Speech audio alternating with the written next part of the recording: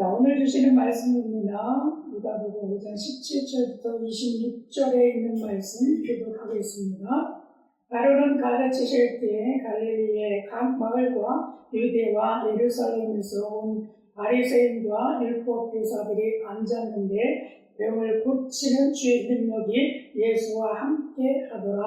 한 중풍자를 사람들이 심상에 데리고 와서 예수 앞에 들어놓고자 하였으나 무리 때문에 메고 들어갈 길을 얻지 못한지라 지붕에 올라가 기와를 벗기고 병자를 침상째 무리 가운데로 예수 앞에 달아 내리니 예수께서 그들의 믿음을 보시고 이르시되 이 사람아 네 죄 사함을 받았느니라 하시니 서기관과 바리새인들이 생각하여 이르되 이 신성모독하는 자가 누구냐? 오직 하나님 외에 누가 능히 죄를 사하겠느냐? 예수께서 그 생각을 아시고 대답하여 이르시되 너희 마음에 무슨 생각을 하느냐? 내 죄사함을 받았느니라 하는 말과 일어나 걸어가라 하는 말이 어느 것이 쉽겠느냐? 그러나 인자가 땅에서 죄를 사하는 권세가 있는 줄 너희도 알아야 한다 하고 중풍병자에게 말씀하시되 내가 네게 이르노니 일어나 제 상사를 가지고 집으로 가라 하시네. 그 사람이 그들 앞에서 곧 일어나 그 누웠던 것을 가지고 하나님께 영광을 돌리며 자기 집으로 돌아가니 모든 사람이 놀라 하나님께 영광을 돌리며 심히 두려워하여 이르되 오늘 우리가 놀라기를 보았다 하니라. 아멘. 한번 따라해 보시겠습니까? 죄사함의 권세를 가지신 예수님을 보라.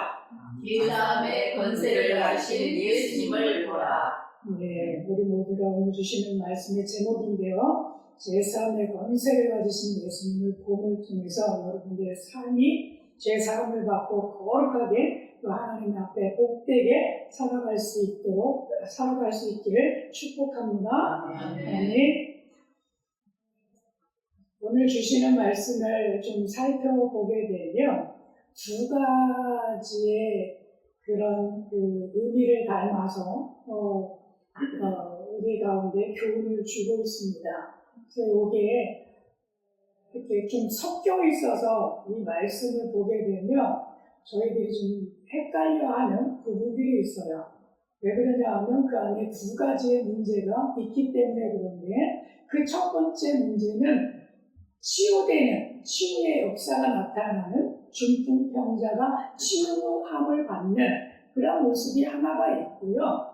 또 하나의 문제는 죄 사함을 받게 하는 그런 문제가 있기 때문에 이 두 가지의 문제가 약간 같이 나와서 우리를 조금 혼동스럽게 만들어요. 그래서 이 말씀을 읽을 때 이게 뭐지? 라는 생각이 들어가요. 치유하면 치유고 제사함이면 제사함인데 이게 같이 나오니까 그렇게 혼동이 우리 가운데 있는데 이 말씀을 좀 더 살펴보면서 이 말씀의 의미들을 되새기고 또 은혜로 삼고자 합니다. 이 말씀에 보게 되면 중풍병자가 그리고 사람들이 나와요. 근데 중풍병자는 굉장히 이 중풍이 심하게 걸린 것 같습니다. 그래서 움직일 수 없었던 것 같고요. 그래서 예수님이 치유하신다라고 하는 이 소문들을 들었음에도 불구하고 예수님 앞에 갈 수가 없었던 것 같아요. 그래서 그의 친구들이 예수님 앞에 데리고 가는 장면이 묘사가 되어 있습니다. 그런데 마가복음에서는 많은 사람들이라고 하지 아니하고 네 사람이 그 침상을 메고 예수님 앞으로 갔다라고 말씀을 하고 있고요. 오늘 누가복음에 있는 말씀을 보면 사람들이 도와줬다라고 그냥 이야기를 합니다. 어쨌든 사람들이 그의 친구들이겠죠. 그를 좋아하는 사람들이겠죠. 아니면 그로부터 부탁받은 사람들이겠죠. 그가 예수님 앞에 그 중풍병자를 데리고 나아가는 모습으로 묘사가 되어 있습니다. 그리고 그것을 바라보고 예수님은 뭐라고 이야기하느냐 하면 그 도와주는 사람들로 인해서 내 믿음이 너를 구원했다. 그리고 중풍병자에게 제 사함을 받았다. 라고 이야기를 해요. 그래서 그것으로 인해서 치료의 역사가 나타나죠. 그래서 이 중풍병자가 나음을 입습니다. 그런데 이 모습 속에서 또 한 가지 문제가 대두되는데, 이 모습을 지켜보니까 어떠한 무리가 의견을 제시했어요. 그 의견이 뭐였느냐 하면, 서기관과 바리새인들이 그 의견을 제시했는데 예수님을 향해서 신성 모독이다라고 하는 이야기를 합니다. 왜 신성 모독이라고 이야기를 하느냐 하면, 죄를 사하는 권세는 하나님만이 있는 거지, 저 목수의 아들이고 지금 나타나가지고 이제 막 치유하는 저 청년 예수, 그 청년 예수가 죄를 사하는 것이 절대로 아니다. 그렇기 때문에 저 청년 예수는 신성을 모독하고 있다. 하나님만이 할 수 있는 것을 저 청년 예수가 하고 있다라고 하면서 의견을 제시를 하고 있어요. 이 일을 제기하는 거죠. 반론하는 거죠. 그럴 때 예수님이 이렇게 이야기를 했습니다. 예수께서 제사함을 받는다는 말과 걸어가라는 말 중에 어느 게 더 쉽냐? 이런 질문을 하세요. 그들이 대답을 하지 못하죠. 여러분들이 어떻습니까? 이 질문을 여러분들에게 하신다면 제사함을 받게 하는 것과 일어나 걸어가라고 하는 말 중에 어느 게 더 쉽습니까? 여러분은 어떤 게 더 쉽습니까? 저는요, 둘 다 어려운 것 같아요. 제사함을 받아라.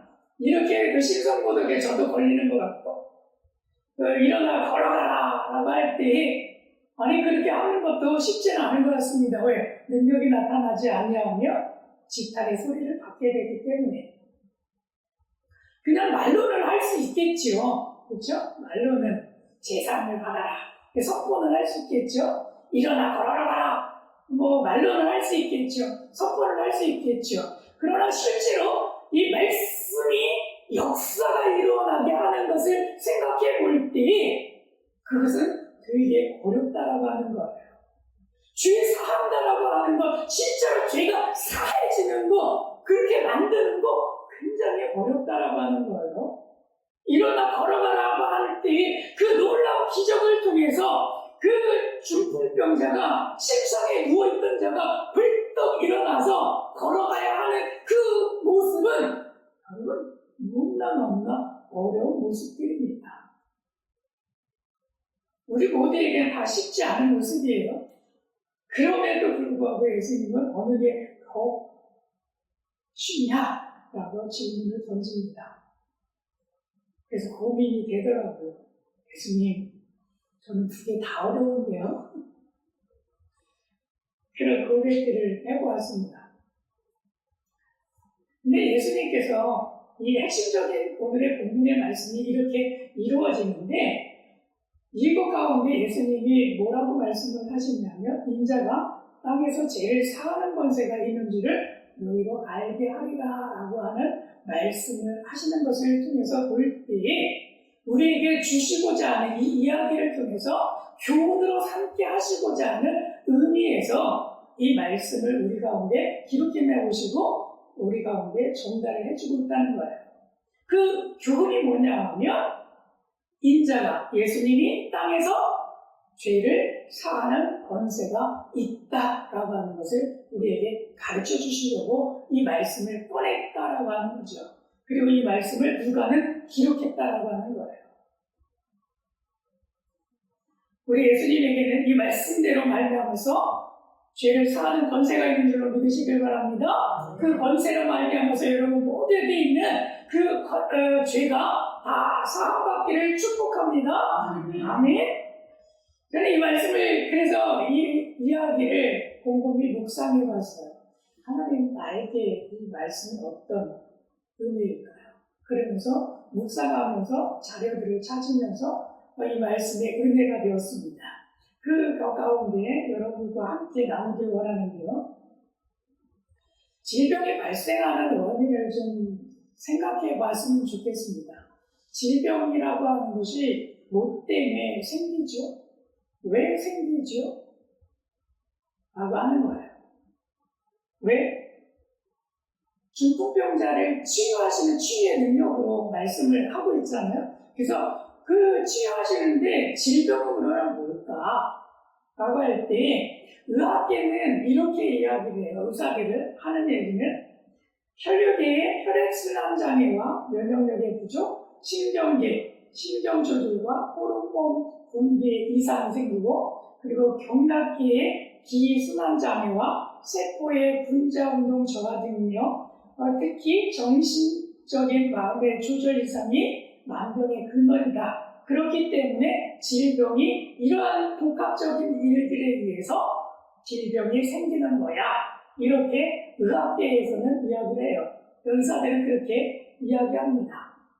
이런 것들이 막혀서, 이런 것들이 안 돼서, 그렇기 때문에 질병이 생긴 거야. 라고 이야기합니다. 그렇다면 성경도 그렇게 이야기를 할까요? 혈액순환이 안 돼서 이런 장애가 생기는 거야. 면역력이 이런 약해져서 면역력이 이상이 생겨서 너희들이 질병이 생긴 거야.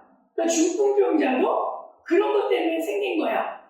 라고 이야기를 성경에서 하나요? 의학계에서는 이렇게 중풍병에 대해서 이야기를 해요. 뭐라고 얘기하냐면 의학적으로는 중풍은 뇌혈관이 막히거나 터져서 뇌세포로 혈액 공급이 되지 않아서 뇌가 손상되는 그러한 질환. 그래서 그것으로 나타나는 것이 중풍이다. 그래서 뇌혈관이 막혀서 여러분 손이 뻣뻣해지고 다리가 뻣뻣해지고 입이 돌아가고 막 그런 일들이 발생을 한다는 거예요. 제가 쿠알라룸푸르에서 말레이시아 쿠알라룸푸르에서 살면서 한의원에 갔던 적이 있어요. 근데 거기에 갔을 때 저를 진찰하고 그래서 제가 받은 판명이 뭐였냐면 저는 수족냉증 이런 판명을 받아갖고 약을 지었어요. 그래서 제가 그렇게 받은 다음에 그러면 제 아내도 그럼 한번 봐주세요. 그리고 제 아내도 봐달라고 했어요. 그 한의사한테. 그랬더니 그 한의사가 어떻게 했냐면 제 아내한테 그렇게 이야기하더라고요. 입을 한번 벌려서 혀를 한번 내밀어 보세요. 이렇게 이야기하는 거예요. 그랬더니 제 아내가 그래서 혀를 딱 내밀었는데 아니 저는 제 혀는 일자로 쫙 뻗었는데 제 아내의 혀가 약간 살짝 왼쪽이든 오른쪽인지 모르겠지만 살짝 구부러진 거예요. 그랬더니 그것을 바라보더니 그 한의사가 하는 얘기가 뭐였냐면 예전에 중풍이 살짝 왔다가 간 것 같아요. 그렇기 때문에 지금 더 진행되지 않도록 잘 치료하기를 바랍니다. 라고 이야기를 해주더라고요. 아니 제가 치료받기 위해서 갔다가 제 아내도 봐주세요 해가지고 아주 놀라운 일을 발견했습니다. 여러분 옆에 분들과 한번 바라보시면서 여러분의 혀를 한번 내밀어보시고 한번 판단해 보시라고 해보십시오. 어떤 모습인가? 자 해보십시오. 어떤 모습입니까? 정말 여러분들이 아니면 핸드폰으로 그래요. 남들에게 보여주기 민망하면 핸드폰으로 한번 바라보시고 여러분들의 혀가 왼쪽이든 오른쪽이든 여러분 약간 구부러져 있는지 바른지 한번 보시길 바랍니다. 네. 제가 볼 때 우리 전도사님의 혀는 바른 것 같아요. 네. 그래서 아무 이상이 없는 것 같고요. 네. 어쨌든 그런 것들이 바로 무엇에 관련된 것이냐면 뇌혈관들이 약간씩 막혀서 그래서 그것들에 인해서 장애가 생겨서 그런 일들이 생긴다는 거예요. 이 중풍병자는 그 뇌혈관이 터지거나 뇌혈관이 정말 막혀서 더 많이 쉬었기 때문에 수족을 움직일 수 없을 정도로 누워 있어야만 할 정도로 그렇게 심각하게 중풍이 걸렸다라고 하는 거예요. 그래서 의학계를 더 찾아보니까 이런 일들이 발생했을 때 그러면 우리는 어떻게 해야 돼요? 라고 했더니 중풍의 딱 이상 징조가 있으면 바로 병원에 가야 된답니다. 특히 4시간 30분 이전에 병원에 찾아가서 치료를 해야 정상으로 돌아갈 확률이 높고 시간이 지체되면 지체될수록 회복이 더 늦다라고 이야기를 하더라고요. 후유증이 남는다라고 이야기를 하더라고요. 그러면 중풍에 걸리면 4시간 전에 병원에 가셔서 치료받길 바랍니다. 네? 그것이 의사들이 하는 이야기예요. 그것이 의사들이 하는 이야기예요. 네, 그러면 성경에서는 의사들이 이야기하는 것과 동일하게 이야기할까요? 아니면 다르게 이야기할까요? 성경은 의사들이 이야기하는 것처럼 그렇게 이야기하지 아니하고 성경은 우리들 가운데 모든 만병의 근원을 무엇으로 바라보고 있느냐 하면 죄로 바라보고 있습니다. 성경에서는 모든 질병의 근원을 죄로 바라보고 있습니다. 왜 그러냐 하면 우리가 하나님께서 창세기 2장에서 나올 때에 선악을 알게 하는 그 과실을 따먹지 말아라 라고 했을 때 그 열매를 따먹으면 너희가 정령 죽으리라 라고 하는 말씀을 하고 있잖아요. 그런데 아담과 하와가 그 열매를 먹어요. 그러므로 말미암아서 죽음이라고 하는 것이 우리들 가운데에 있게 되었어요. 그렇기 때문에 죽음이 있다라고 하는 것은 이 선악과를 따먹었기 때문에 우리들 가운데 찾아온 거예요. 근데 이 죽음이라고 하는 게 뭐였다 하면 왜 발생합니까? 그냥 영원히 살 수 있는데도 불구하고 죽음을 맞이한다라고 하는 때 이 죽음은 우리 안에 죄들로 인해서 그 죄로 인해서 선악과를 따먹은 죄로 인해서 계속해서 우리의 몸을 혈액이 막히게 하는 것처럼 우리의 영혼들을 막게 해서 우리가 그 죽음을 맞이하게 된다라고 하는 거예요. 그렇기 때문에 우리에게 뭐라고 말씀하시냐면 이 죄를 씻어 버리게 될 때 이 죄를 죽음에 이르게 하는 이 죄를 씻게 될 때에 우리가 회복이 일어나고 우리가 이 죄를 씻게 될 때 영원한 삶, 하나님께서 우리에게 주시는 그 삶을 살아갈 수 있다라고 말씀을 하고 있어요.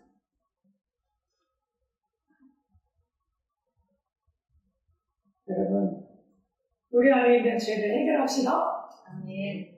그래서 우리가 죽음을 맛보지 아니하고 건강하게 또 영원한 생명을 살아갈 수 있는 우리 신랑께 모든 성도님들 되시기를 축복합니다. 아멘. 로마서 5장 12절에 보니까 이 말씀이 있더라고요. 5장 12절에서 성경에 이렇게 쓰여 있어요. 그러므로 한 사람으로 말미암아 죄가 세상에 들어오고 죄로 말미암아 사망이 들어왔나니 이와 같이 모든 사람이 죄를 지었으므로 사망이 모든 사람에게 이르렀느니라. 그래서 우리는 그 사망이라고 하는 것이 우리 안에 들어왔죠. 그 사망이라고 하는 것이 들어갈 때 우리를 죽게 만드는 요소들이 들어온 거예요. 우리를 죽음으로 내몰 수 있는 요소들이 들어온 거예요. 그게 뭡니까? 질병이에요. 그게 질병이에요. 그 죄로 들어오게 된 것이 질병이에요. 그래서 그것을 씻어야 한다라고 말씀을 하고 있어요. 그 씻는 것이 무엇이 있겠습니까?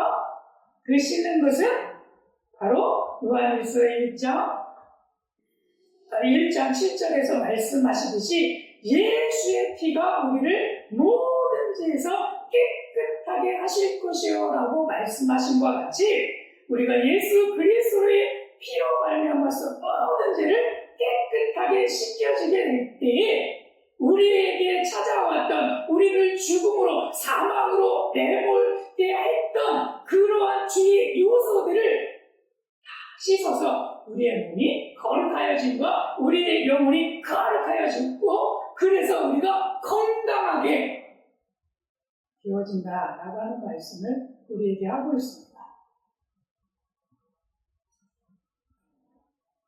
그렇기 때문에 죄를 사하는 권세가 예수님 안에 있음을 믿으시길 바랍니다. 죄를 사하는 권세가 예수님의 피 안에 있음을 믿으시길 바랍니다. 그래서 여러분 우리가 예수의 피를 우리가 질병 치유하는 데 있어서 뿌리고 바르고 벗습니다. 이런 고백들도 많이 하잖아요. 그리고 우리가 기도할 때, 우리가 오후에 기도하게 될 때, 질병을 위해서 치유의 기도를 하게 될 때, 예수의 피를 뿌리는 역할들을 우리가 많이 하게 되잖아요. 그 역할이 왜 그렇습니까? 예수의 피가 우리의 모든 죄에서 깨끗하게 하기 때문에 그렇습니다. 그러므로 말미암아서 그 예수님의 피는 죄를 사하는 권세가 있습니다.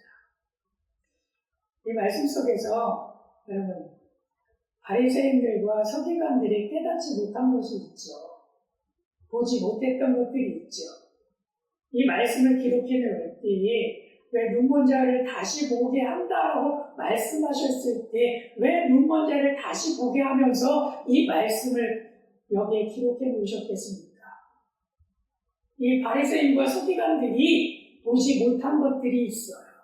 그것을 깨닫게 하시는 거예요. 그것이 무엇이겠습니까? 예수님은 죄 사는 권세가 있다라고 하는 것입니다. 그것을 보지 못했어요.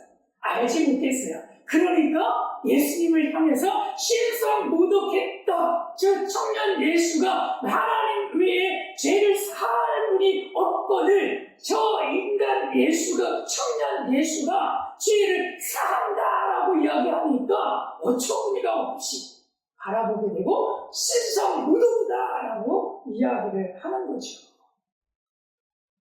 그것을 깨닫지 못했어요. 그러나 우리 신랑교회 모든 성도님들은 이 눈이 열려져서 이것을 깨달으시기를 축복합니다. 이것을 깨닫기를 축복합니다.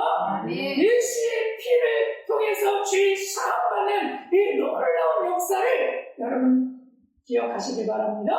믿으시길 바랍니다. 아멘. 제가 이 말씀을 보니까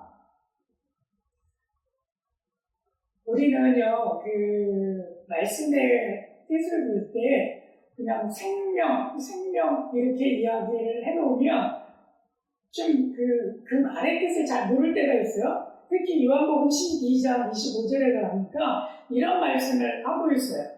자기의 생명을 사랑하는 자는 잃어버릴 것이요 이 세상에서 자기의 생명을 미워하는 자는 영생하도록 도전하리라 이렇게 말씀하시는 구절이 있는데 여기에서 자기의 생명 이렇게 하니까 이 생명은 뭐야? 라고 이야기를 할 때 잘 깨달아지지가 않아요. 의미를 잘 몰라요. 왜 그러냐 하면 우리 한국말에는 그냥 생명이다라고 이야기를 해놓는데 성경에서 기록할 때 이 생명이 원어적으로는 뜻을 달게 하는 단어로 사용을 해요. 근데 우리는 그것을 바라보지 못하니까 이 말씀이 그냥 생명이다라고 하니까 그냥 생명, 육신의 주인은 생명 이렇게만 바라보거든요. 근데 다른 뜻이 있다라고 하는 걸 기억하시길 바랍니다. 제가 오래전에 말레이시아 가가지고 언어 공부를 하는데요. 거기에서 한국어 사전에는 한국어, 말레이어 이 사전에 찾아보게 되면 사랑이라고 하는 단어가 나와요. 사랑이라고 하는 단어.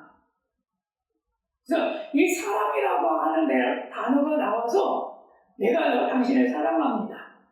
이렇게 표현할 때 쓰는 단어잖아요. 이 단어를 배워가지고 오직 알고 있는 단어가 딱 한 단어예요. 그 단어가 뭐냐면 찐따라고 하는 단어예요. 찐따. 그래서 그 사전에 보게 되면 무조건 그냥 기록되어 있는 단어가 사랑 그러면 찐따, 사랑하면 찐따 이렇게 쓰여 있어서 그런 줄만 알았어요. 그래서 한국에서 TV 와가지고 그 집에 온 사람들이 저에게 물어보았어요. 예수님이 당신을 사랑합니다. 이 표현을 말리어로 뭐라고 표현을 해요? 그래서 제가 이렇게 가르쳐줬어요. 예수스 찐따무, 예수스 찐따무 이렇게 가르쳐줬거든요. 그랬더니 그들이 와가지고 집으로 와가지고 이제 저한테 배웠으니까 예수스 찐따무 이렇게 해가지고 배웠으니까 그들이 와가지고 나가가지고 만나는 사람들마다 예수스 찐따무 악수하면서 예수스 찐따무 그리고 어른들을 만나도 예수스 찐따무 정말 아이를 만나도 예수스 찐따무 이렇게 하면서 계속 만나면서 그렇게 이야기를 하는 거예요. 저도 그런 줄만 알았어요. 정말 그런 줄만 알았어요. 그랬더니 거기 있던 현지 목사님이 저한테 이런 이야기를 해주더라고요. 선교사님, 사랑이라고 하는 단어가 찐따만 있는 게 아니고요. 여러 가지 단어가 있어요. 그 중에서도 하나님을 향해서는 가시라고 하는 단어를 사용을 해요. 가시, 하나님의 사랑. 성경에서 이야기할 때 아가페적인 사랑을 이야기할 때 가시라고 하는 단어를 써요. 그리고 찐따라고 하는 단어를 쓸 때는 어떤 사람이냐면 야곱이 라헬을 사랑하니라 라고 할 때 쓰는 표현이 바로 찐따예요. 제가 제 아내를 사랑합니다 라고 표현할 때 쓰는 단어가 찐따예요. 내가 하나님을 사랑합니다 라고 하는 그 찐따는 아니고 그렇게 표현할 때는 가시라고 하는 단어를 써야 하는 거예요. 놀랍잖아요? 구별해서 써요. 현지인들은 구별하는데 사전에 그냥 나와 있는 단어가 찐따라고 하니까 그것만 외워가지고 나가서 했더니 그게 아니더라고요. 의미가 다르더라고요. 제 아내가 나가서 또 한 단어를 배워갖고 왔어요. 그랬더니 어느 날인가 저를 부를 때 이렇게 불렀어요. 사양, 사양 이렇게 불렀어요. 저를 부를 때 사양, 사양 이렇게 불렀어요. 그래서 그냥 또 현지인들도 대부분은 또 그렇게 부르더라고요. 사양, 사양 이렇게 부르더라고요. 그래서 사양은 또 뭐지? 그래서 이렇게 찾아봤어요. 이 사양도 여러분 사랑하다라고 하는 표현이에요. 사랑하다는 표현이에요. 근데 이 사랑이라고 하는 표현인데 이 단어는 이 사양은 언제 쓰냐 하면요. 아빠가 아들을 사랑한다. 딸을 사랑한다. 이렇게 표현하게 될 때 부모가 자녀를 사랑할 때 사랑한다라고 표현할 때 사랑 이렇게 표현을 하는 거예요. 네. 이 말을 깨닫고 나니까 제 아내가 저를 어떻게 여기면서 사랑한 거예요? 제 아내가 어떻게 하면서 사랑한 거예요? 저를 자식처럼 사랑하고 있다는 거예요. 남편으로서 사랑해야 되는데 찐따를 해야 되는데 사랑이라고 이야기하면서 사랑하고 있다는 거예요. 진짜 찐따로 이야기해야 되는데 사랑하면서 저를 아들로서 이렇게 사랑하고 있다. 의미가 다르지요. 의미가 다르죠. 그런 것처럼 성경에서도 생명이라고 하는 단어가 있어요. 근데 이 생명이라고 하는 단어가 우리가 볼 때는 그냥 사랑하는 것처럼 생명하니까 그냥 생명, 목숨 뭐 이런 것만 생각을 하고 있는데 표현할 때 이 성경에서는 같은 단어가 아니라요. 다른 단어를 구별해갖고 쓰고 있다는 거예요. 그냥 일반적으로 목숨이 있어서 그냥 생명할 때는요, 어떤 단어를 쓰냐면 푸시켄이라고 하는 단어를 써요. 기본형은 푸시켄인데 여기서 명사적으로 썼기 때문에 푸시켄이라고 하는 단어를 쓰는데, 이것은요 그냥 우리 혼적인, 육적인 그냥 생명, 목숨이에요. 목숨. 근데 그 뒤에 나오는 단어가 있죠. 그 뒤에 나오는 무슨 단어가 있냐면 영생을 얻는 단어가 할 때 영생의 생자, 그것도 생명이거든요. 영생의 생자가 생명인데 그 생명은 다른 단어로 써 있어요. 무슨 단어냐면 조엔. 기본형은 조에. 그래서 조엔이라고 하는 단어를 쓰는데, 이 조엔이라고 하는 단어가 어떤 뜻을 가지고 있느냐면 거듭난 생명이에요. 그냥 목숨이 붙어있는 그런 생명을 뛰어넘어서 이제는 거듭나여졌던 그 생명을 이야기할 때에 조에, 조엔 이렇게 표현을 한다는 거예요. 그러니까 성경이 그렇게 구분해서 사용을 하고 있는 거예요.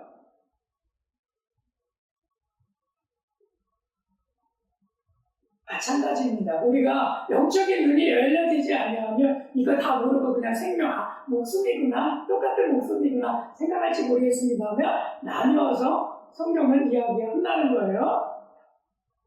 그래서 오늘 주신 말씀을 통해서 여러분, 저는 여러분들이 좀 이렇게 말씀 나눔을 제목을 삼고 또 이것을 한번 기억해 보시고 또 함께 나눠 주셨으면 좋겠습니다. 어떤 말씀이냐면, 회개했을 때 아니면 잘못을 고백했을 때 문제가 해결된 경험이 있다면 그런 경험들을 좀 나누어 주셨으면 좋겠고요. 그리고 어떤 교훈을 얻었는지를 여러분들이 나누어 주셨으면 좋겠습니다.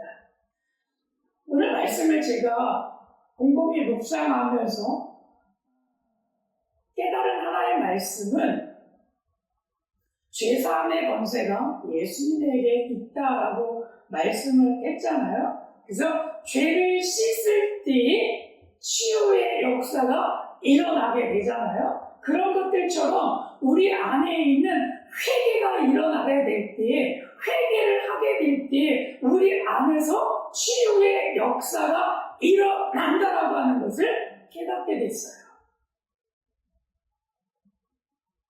내가 내 입으로 우리가 하나님 내가 이런 잘못을 했어요. 왜? 우리 모든 질병이 죄로부터 오게 있잖아요. 모든 질병이 죄로부터 온다면 그 죄를 예수 그리스도의 이름으로 씻을 때가 되어야 되는데, 우리 안에 있는 그 죄들을 하나님 내 죄를 회개합니다 라고 할 때 그 회개가 우리를 모든 죄에서 깨끗하게 하실 수 있다라고 하는 그 생각이 들더라고요. 그래서 여러분, 회개를 함을 통해서 놀라운 일들을 경험하기를 축복합니다. 성경에 이런 말씀이 기록되어 있는데, 사무엘상 7장에 가게 되면요, 사무엘이 미스바에서 사람들을 막 불러 모아요. 그리고 나서 우리 기도합시다 이야기를 합니다. 그리고 거기에서 기도를 하는데, 기도를 하면서 이 사무엘이 뭐라고 이야기를 하느냐 하면요, 이방 신들을 제하여 버리고 너희 마음을 여호와께로 향하여 그만을 섬기라. 그러면 블레셋 사람의 손에서 건져내리라. 이렇게 표현을 해요. 이 말은 뭐냐 하면, 이스라엘 사람들이 우상으로, 특히 바알과 아스르다로 신을 섬김을 통해서 그들에게 위기가 닥쳐온 거예요. 그래서 너무나 고난된 이스라엘 삶에, 특히 블레셋이라고 하는 민족이 이스라엘을 쳐들어온다는 소문인 거예요. 큰일 났잖아요. 그렇게 했을 때에 사무엘이 했던 이야기는 무엇이냐면, 너희들이 회개해라. 그러면 하나님이 블레셋 손에서 구원해 주실 것이다. 이 말씀을 하고 있습니다. 이 말씀을 하고 있습니다. 그것으로 인해서 제가 깨닫게 됐어요. 하나님, 저희가 회개를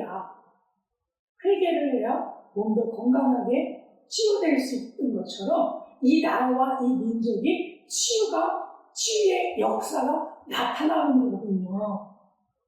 이 회개라고 하는 것이 다시 한번 생각해 볼 때에 오늘 3.1절 주간인데 특별히 3.1절 주간에 생각해 봐야 될 그 문제 중에 하나가 회개군요. 오늘 우리에게 주신 이 말씀도 죄사함을 받게 하는 그 권세가 예수의 피가 있지만 그 피로 인해서 있지만 그러나 다시 한번 우리가 깨닫게 하시는 것은 회개를 하라고 우리에게 주시는 교훈이구나 라고 하는 말씀도 제가 받았습니다. 깨닫게 됐습니다. 이들이 이스라엘 백성들이요 사무엘과 함께 더불어서 회개를 합니다. 그리고 회개의 기도를 이렇게 이야기를 하고 있어요. 우리가 여호와께 범죄하였나이다. 하나님 용서하여 주옵소서. 하나님 여호와께 저희가 범죄하였나이다. 이 표현을 하는 거 보니까 그 모습이 회개를 하고 있다는 거예요. 그 회개가 무엇이었습니까? 저희가 바알을 섬겼습니다. 아스타로 신을 섬겼습니다. 그것으로 인해서 이 나라가 병들었습니다. 그래서 블레셋이라고 하는 그 민족이 저희 나라를 지금 쳐들어오고 있습니다. 이것을 치유할 수 있는 치유의 역사는 우리가 회개하는 것밖에 없다라고 하는 그 교훈을 주고 있다는 거예요. 마찬가지로 우리 대한민국을 생각해 보시길 바랍니다. 이 대한민국 안에서도 여러분 어려운 일들이 많이 있습니다. 반목이 일어나고 여러분들도 아시다시피 나라가 부동감이 남과 북으로 갈라진 것도 모자라서 이제는 빨간색, 파란색으로 나뉘어져서 이야기를 합니다. 위기 아닐 수 없습니다.